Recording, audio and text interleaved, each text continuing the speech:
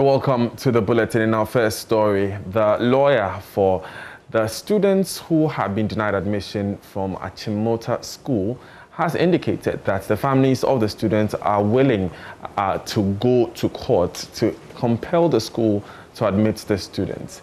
This comes after the Ghana Education Services directive to admit the students was rescinded by the Education Service itself in collaboration with the leadership of Achimota Senior High School. Let's hear Anis Hafa, who we had a conversation with on the matter. He believes that these parents can seek an amicable solution as opposed to going to court. My name is Daniel Dazi, live on Joy Prime Television. Our guest this evening is none other than a member of the Ghana Education Service Council. He's the founder of the Gate Institute, and he's an educationist, columnist, teacher par excellence. We need to have this conversation with him because it looks like our education is at a crossroads. There seems to be a clash between culture, freedom, and learning. How can we be in a safe space, everyone expressing themselves as they should, and still respect what it means to be Ghanaian, what it means to be from where we are? Anis Hafa has walked this tightrope for decades, and he'll be lending us his experience this evening. Mr. Hafa, welcome. Thank you. You are welcome to my office. Thank you. It's a lovely office, I must say. I wonder if someone can ever finish reading all the books here. I don't finish reading all of them, but I read chapters. There are some books that, of course, you read the whole thing. But I look at the table of contents and I read the chapters that are important to me. Yeah, that's something for me to carry with me. So let's go straight to these issues. Achimota School allegedly refused entry to two students. The Ghana Education Service has responded. Unfortunately, that does not close the chapter. We now have the Old Accra's Association responding, the National Association of Graduate Teachers also responding. What do you make of these, developments? What I say is that now we have a kind of worms, and the opportunists are everywhere. People trying to bring their own fears and anxieties into education, that sort of thing. But in the beginning, though, what you said was that now we have a measure of cultures, freedom, and learning, and how do we tie them all up? The first thing I'll tell you is that no school anywhere can be everything to everybody.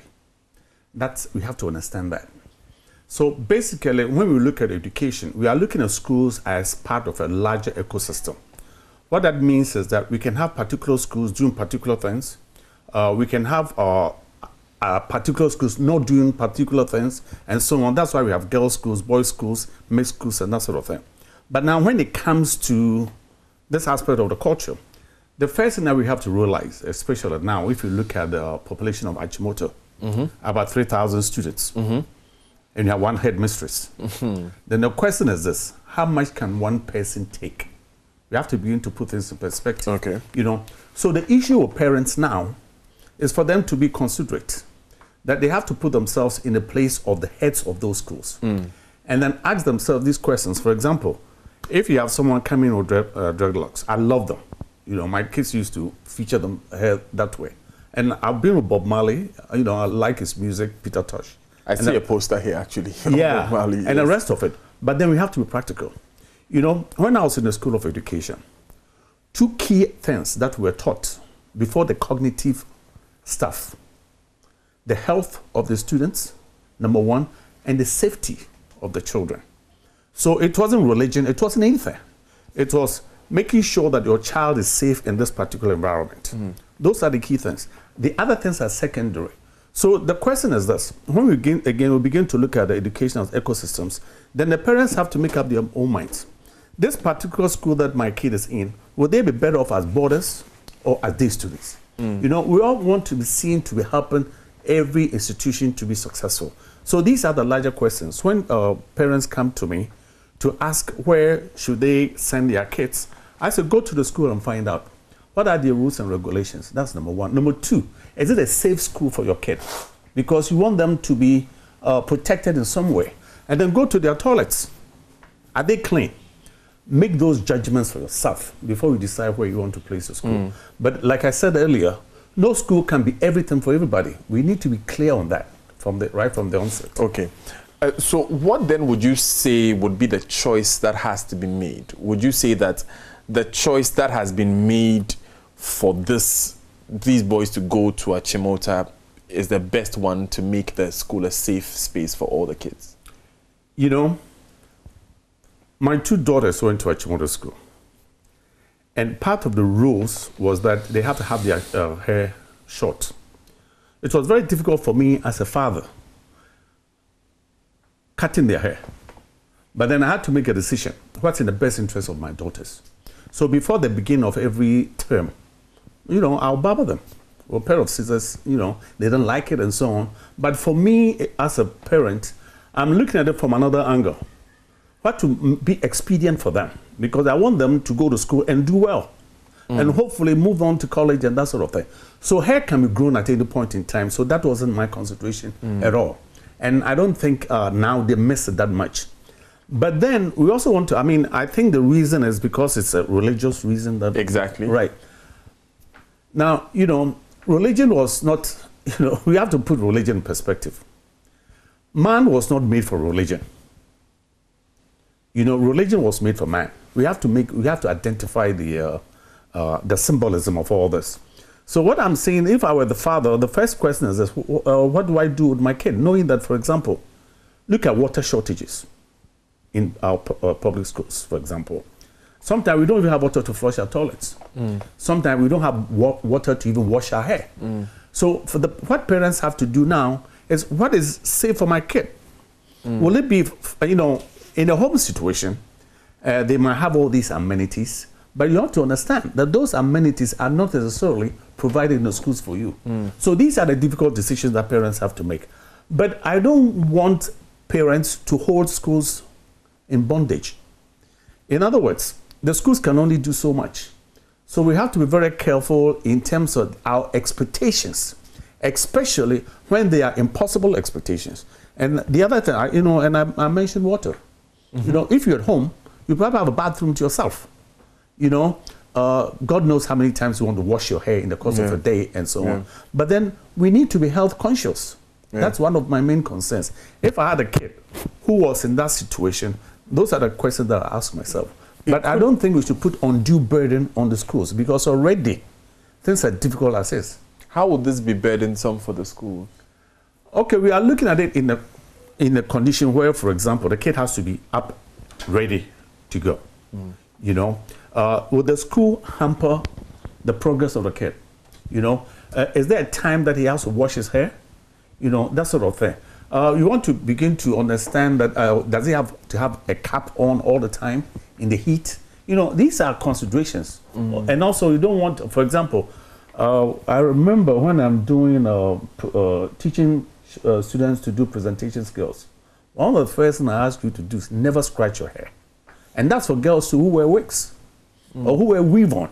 It's very, very important to me, because here you are in an international setting doing a presentation to 500 people, 3,000 people, and scratching your hair. You know, we have to put all that into perspective, you know, so that the fashion becomes secondary, but not our primary concern. These are the things that I want us to look at. And even religion has to be in perspective, you know, because this is a large world, you know, and we want to be able to be comfortable in what we do. Comfortable for us and comfortable for other people. These are the things that I think we need to be aware of. Great. I think that from what I'm hearing, it might not necessarily be the safest, given the context of the school system, for the boys to, you know, go to school with the longest of hair, with these religious choices that they've made. Is that the sense that... That's one way to look at it, because, you know, we want to begin to look at, I don't want to call it baggage, but someone might have long nails and they are fashion for them.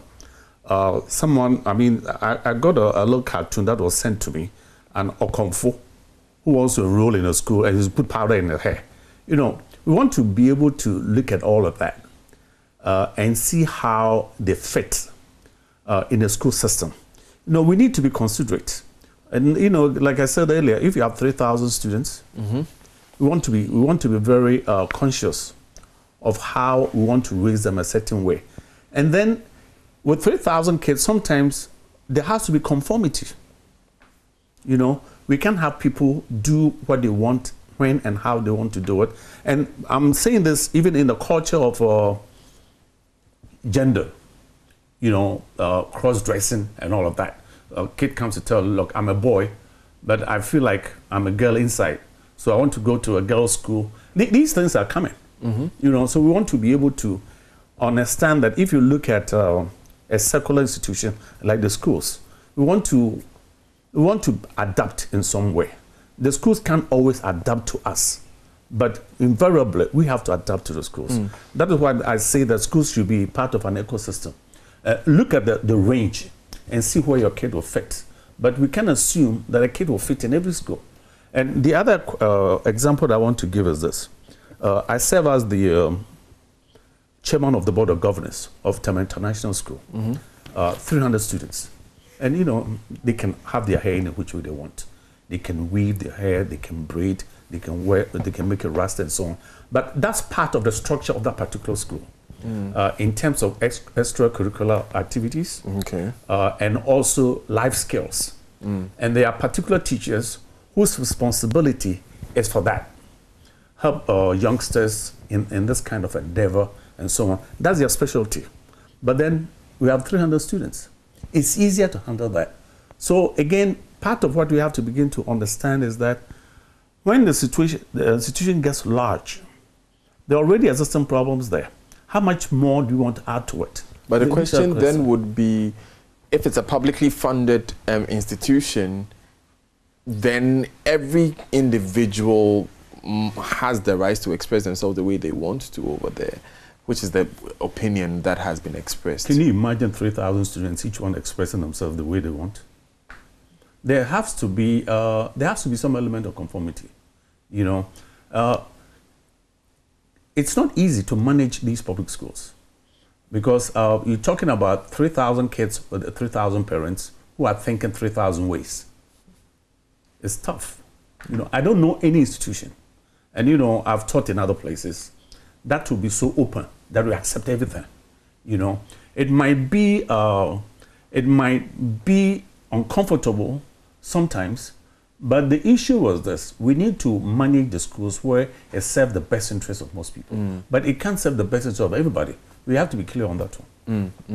So what about the argument that these people, it helps their creativity? Look at Tema International School, for instance. I'm sure that these kids who style their hair anyway, they might be stylists, they might be more fashionable in the future. It will help their creative juices flow. That argument that it makes. That is the idea. You know, that is the idea of Tema International School and those who want to get into that business. Okay. But it's set up that way. Can we set the same thing up that way in Achimota, in Fanspem, in Wesley Girls? You see, we can do whatever we want, but we have to be professional about it. And we have to have the right people doing the right supervision and guiding children the right way. Okay. That's very important. Frankly, you can do anything in the world that you want to do. You can begin to have an aeronautics school, but we have the teachers who teach it. You have the equipment that will complement it. Again, going forward, I think that's what we have to begin to look at. That, you know, again, when you look at the, what do you call it, the multiple intelligences. In our time, it was all the logical stuff. Do the maths, interpersonal, speak, and that sort of thing. But things have changed. Now there are professions that we don't even know are coming on board next year. You know, but then if you want to make allowances for those things, that's fine too. But we have to prepare for it so that we are not taken by surprise. You know, the other thing I got disappointed is where people thinking about suing schools and that sort of thing. That's already, secondary school is free. You don't have to pay for water. You don't have to pay for electricity. You don't have to pay for food. You're going to sue again? We have to be practical. What I tell parents is this. This is the time, especially in Ghana, where all hands have to be on deck. That anybody who has a child in any school has to be seen visibly helping that school to succeed. You know, we tend to kick back and point fingers at certain things that are not being done and so on. But what is your contribution? We have to begin to look at it like that. I don't care if other countries are not doing that. That is their business. But for us today, every parent has to have a shared responsibility and making sure that the schools their kids are in, that those schools are successful. We tend to be a little too selfish, I think. For these parents, maybe this is their contribution to the success of the school. Then, okay, now they have to make allowance for them then. What I'm saying is that whatever we want to do has to be organized. You know, if there's a contribution that they want to make, we need to define that contribution and how that contribution itself is going to benefit the school. But we can't do things in a haphazard way. You know, again, I'm quite liberal. But when it comes to management of schools, you know, I'm very conservative. Because we don't want any kid hurt. I'm not saying this is going to hurt anybody. But there has to be boundaries within which the school authorities themselves are comfortable. Where the teachers themselves are comfortable. We have to put that in perspective. Otherwise, we begin to be a little too adventurous, you know. And I like adventure. You know, you want to fly airplanes, fine. But you need to have the right instructors. You need to have the right equipment. You need to have the right planes. And not because I want to fly, and therefore I'm going to fly regardless of the safety issues. These are things that we want to be aware of. Now, the Ghana Education Service issued a directive to Achimota School that they should allow the students to go to school. What do you make of this move, given, you know, the conversation we've had so far? You know, I never want to talk for the Ghana Education Service because I'm not a spokesperson. But I'm looking at it from the perspective of the Ghana Constitution, that every child has the right to education. We have to understand that. We have to make that, in fact, that's what free education is all about now. The free secondary education is all about now. But we have to put things in perspective. We have to have the wherewithal to make sure that whoever comes to those institutions can succeed. You know, there's that, we need to make allowance for every student. But we have to make allowance where it's practical, and they can succeed, without putting undue stresses on the management of the schools. That's very important. That's why there are choices. Would you rather go as a day student? Would you rather go at a border? But the government is still fulfilling its obligation in terms of providing free, good, equitable education for everybody. So would you advise, for instance, that these boys go as day students? You know, I think we have to look at this case properly. We need to sit down with the management of the school and let them understand the ramifications of what is going to happen. And for me, the health issue is very important. I mean, how often, for example, does he have to wash his hair? We have to put that in perspective. The reason why we used to cut our hair low in Francine is that sometimes we didn't even have water. So if you have a towel, you just sweep it across your scalp and you're in business. The same reason why I cut my children's hair before they went to school. I saw these things happening sometimes. You want to be able to do that. Hygiene is very important. I'm not saying that it's not going to be hygienic, but what I'm saying is this: we need to create the conditions under which, when we bring these students in, they are catered for properly, not in a haphazard way. Because the same parents who come and complain, but my child didn't have water to do this, couldn't do this, and couldn't do that. We have to set the parameters together. But this is a case where the GES has issued a directive. Take the kids without, as you say, considering the conditions. Well, I don't know what went into that decision, but the conditions that were there when the school refused the kids remain now. The directive has been issued. Good move? Frankly, I don't know. I don't know. But my concern is that those kids have to feel comfortable there in terms of what they need. You know, if they feel comfortable that they can manage their hair, and there's sufficient, I don't know how often they have to wash their hair, for example. I mean, that's what I'm concerned about, you know, because we have situations where kids have to be comfortable, they have to be taken care of properly and so on. The parents should really be part of this. That, look, here, I'm going to drop my kid in this particular environment. Is the kid going to protect it, considering the facilities and that sort of thing? I think parents should make those. However, if it's going to be too difficult for them, for the particular kid, again, that it's in what is in best interest of the child. Of the child. That's number one. Of the child. You know, because like what about the relationship between the school authorities and the education authorities? Because that is also an important relationship. A decision has been made by the school, and a directive has been issued by education authorities. There's no clear policy statements from the education authorities on everyone, but a directive has been issued. You know, what I say is this: one size does not fit all. You know, the easiest thing for me to do now is to write a directive and pass it through the system. But do we have the means to enforce it? Do you have the means to make it realistic? Do you have to have the means to make it work without it backfiring in that initial directive? One thing that schools hate more than anything else is directives, you know. But then again, the assumption, now, if you look at schools in Finland, for example, 0 directives. But those schools are professionally run by very qualified people. I mean, if you go to a typical school, elementary school in Finland, they use some of their best brains to teach the younger people. The younger brains are not sitting in ivory towers in the universities, no. Because the assumption is that once you're 18 and over, you can have a shared responsibility in your own education, but not in KG, not in nursery, not in the lower primary schools. You know, so they have that. Less directives, but the teachers are trained very well. So nobody gives them directives. In our situation here, we are forced to give directives because we are still guiding people to be professional. Because the chances are they are not professional enough on the first day on the job. You know, so they need to help all the time. But so those directives are important. But then it comes to a point where the directives can be choking. You know, because there's too much of it. You know, there's a directive today, you don't know what directive is going to come tomorrow. And I've had private schools come to me that they want to veer off the GS syllabus because there are too many directives. So they'll rather national. And they want me to help them to make that decision. It's one of the most difficult decisions that I have to make for this. And he's Hafa there. He's an educationist and a member of the GES Council. Just so you know, we recorded that interview a few minutes before it emerged that GES had rescinded their decision, which is why he made the comments he made.